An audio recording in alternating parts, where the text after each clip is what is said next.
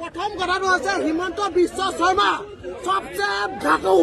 সি গোটেইখিনি লুকুৱাই ৰাখিছে আৰু লুকুৱাই থাকিব সি গম পাইছে তাক ঘৈণীয়েকো ফচিছে ফচাৰ কাৰণে সি এনেকুৱা অৱস্থা কৰি আছে জুবিনক এতিয়ালৈকে ন্যায় দিয়া নাই কিহৰ কাৰণে ন্যায় দিয়া নাই সি ইমান দিন হৈ গ'ল সি লুকুৱাই আছে কিহৰ কাৰণে সি চব কথাখিনি গম পায় টোটেলি কথা গম পায় এটা এটা শব্দ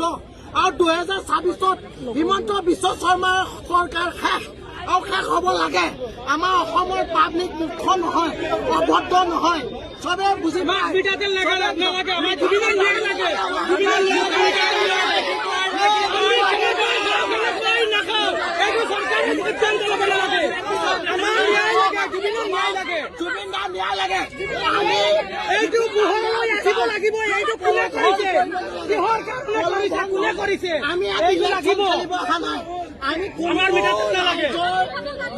আমি নিজৰ জুবিন